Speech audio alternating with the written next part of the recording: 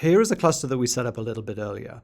As you can see on the left-hand side, this cluster has about 14 terabytes of data on it out of a total of 158 terabytes of usable capacity. We've configured 16 vStores on that system, and we have 16 clients, each playing out an uncompressed video stream that's running at about 1.2 gigabytes per second. That's giving us a total aggregate throughput for the cluster of around 18 gigabytes per second right now.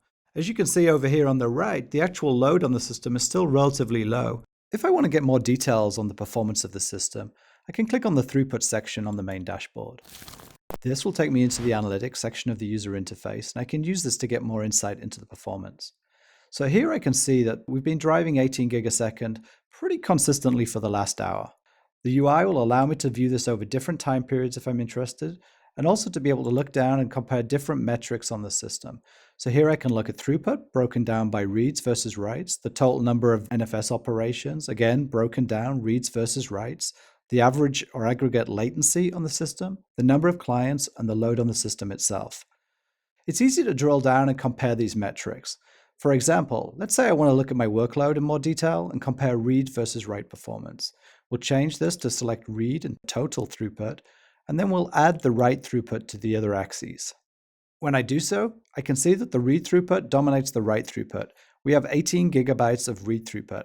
And that makes a lot of sense because I know that my clients are playing out video from the system right now. There's very little write activity coming in.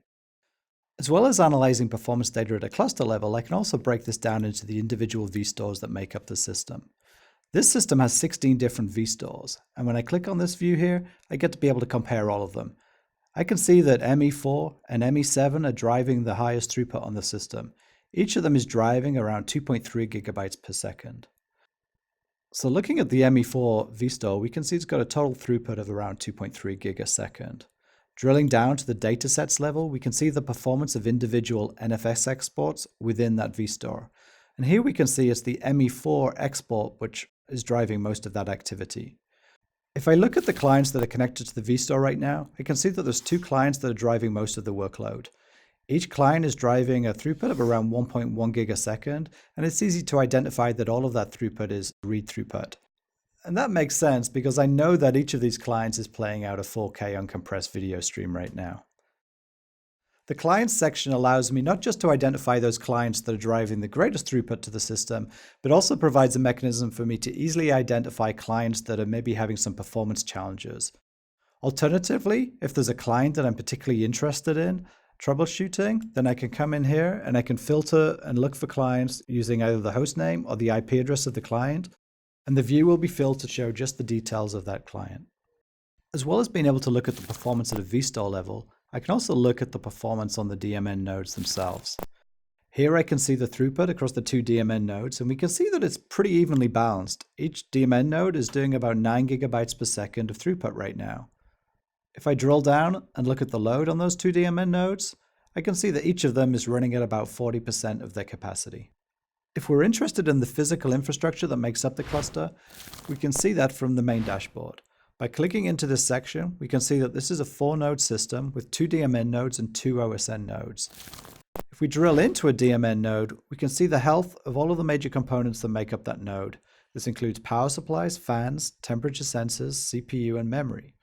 The UI also gives visibility into the network connectivity of this node. And if we drill into the network section, we can see each of the connections coming out of the DMN nodes and the health of those connections. In the event of a network issue, this page will be updated to reflect the health of the interfaces that make up the node, making it very easy to identify where there are problems.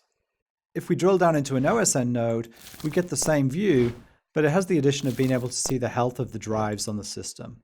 By drilling down, we can see the detail of each individual drive, its location in the chassis, and its health. This makes serviceability a lot easier in the event of a drive failure.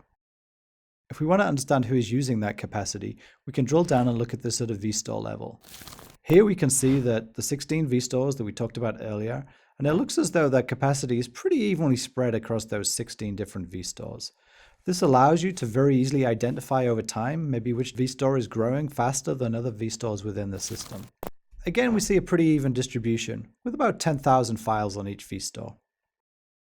We could drill down further and analyze that dataset in more detail. The heat map of a dataset allows you to easily identify cold data. That is data that hasn't been accessed in a long time. And that's it.